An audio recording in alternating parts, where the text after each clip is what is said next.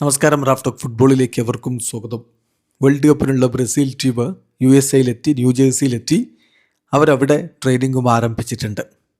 So അടുത്തത് ഈജിപ്തിനെതിരെയുള്ള friendly മത്സരമാണ്. ആ മത്സരത്തിൽ ഉറപ്പായിട്ടും ബ്രസീൽ ടീമിൽ 2 മാറ്റങ്ങളുണ്ടാവും. മറ്റ് ചില പരീക്ഷണങ്ങൾക്കും താൻ മുതിരുമെന്ന് കോച്ച് കാർലോ അഞ്ചലോട്ടി വ്യക്തമാക്കി.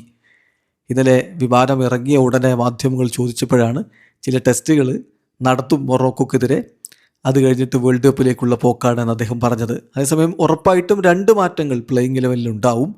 അത് ഗബ്രിയൽ മെഗല്ലസും മാർക്കിഞ്ഞോസും സെൻറ്റർ ബാക്കുമാരുടെ റോളിലേക്ക് എത്തും എന്നുള്ളതാണ്. അപ്പോൾ കഴിഞ്ഞ മത്സരത്തിൽ സ്റ്റാർട്ട് ചെയ്ത ലിയോ പെരീരയും ഭ്രമറും മാറും. പകരം ഗബ്രിയൽ മെഗല്ലസും മാർക്കിഞ്ഞോസും ബ്രസീലിലെ ഏറ്റവും ശക്തമായ സെൻറ്റർ ബാക്കുമാർ അവിടെ ചേരും. ഒരുപക്ഷെ ലോകത്തെ ഏറ്റവും മികച്ച സെൻറ്റർ ബാക്കുമാരുടെ നിരയിൽ ഇപ്പോഴുള്ള 2 താരങ്ങളാണ് അവർ.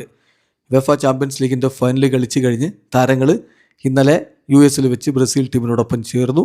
അതായത് Marquinhos UCL ചാമ്പ്യനാണ്, PSG Marquinhos.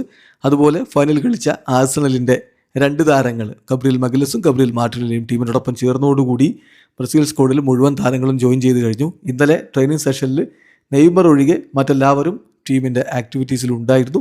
Neymar junior right കാഫിലെ muscle ഇഞ്ചുറിയുടെ നഴ്സിംഗുമായിട്ട് മുന്നോട്ട് പോവുകയാണ്. അദ്ദേഹം ഫിറ്റാകും വേൾഡ് കപ്പ് ആകുമ്പോഴേക്കും എന്ന പ്രതീക്ഷയിലാണ് ഏതായാലും ബ്രസീലിയൻ ടീം ഉള്ളത്. ഇപ്പോൾ ന്യൂയോർക്ക് റെഡ് ബുൾസിൻ്റെ ട്രെയിനിങ് സെൻ്ററാണ് ബ്രസീലിയൻ ടീം ഉപയോഗിക്കുന്നത്. അവിടെ തന്നെയായിരിക്കും ബ്രസീൽ ടീമിൻ്റെ ബേസ് ഈ throughout the world cup. അവിടെ നിന്ന് ഓരോ മത്സരങ്ങൾക്കായിട്ട് അതായത് മത്സരങ്ങളുള്ള സിറ്റികളിലേക്ക് ട്രാവൽ ചെയ്യും. തിരികെ ഈ ഒരു ന്യൂജേഴ്സിയിലേക്ക് തന്നെ അവരെത്തുന്ന രൂപത്തിലാണ് കാര്യങ്ങൾ പ്ലാൻ ചെയ്തിരിക്കുന്നത്. ആദ്യ മത്സരം മൊറോക്കോക്കെതിരെയാണ്. അത് ന്യൂജേഴ്സിയിൽ തന്നെ മെറ്റ് ലൈഫ് സ്റ്റേഡിയത്തിലാണ്. അത് കഴിഞ്ഞിട്ട് 19-ാം തീയതി ഹെയ്റ്റിക്കെതിരെ അവർ കളിക്കും. ആ മത്സരം ഫിലാഡൽഫിയയിലാണ് നടക്കുക. അപ്പോൾ അങ്ങോട്ടേക്ക് ട്രാവൽ ചെയ്യും. അതിന് ശേഷം അവർക്ക് സ്കോട്ട്ലൻഡിനെതിരെയുള്ള മത്സരമുണ്ട്.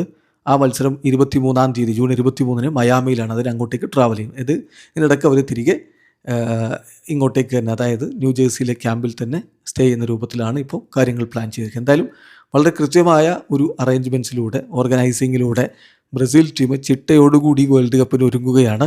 ഇതിനൊരു റിസൾട്ട് കളിക്കളത്തിൽ ഉണ്ടാകുമെന്ന പ്രതീക്ഷയിലാണ് ബ്രസീൽ ടീമിൻ്റെ ആരാധകരും. വീഡിയോ അവസാനിക്കുന്ന ഫുട്ബോൾ ലോകത്തെ കൂടുതൽ വിശേഷങ്ങളുമായി റാഫ് ടോക്സ് എഴുതാം.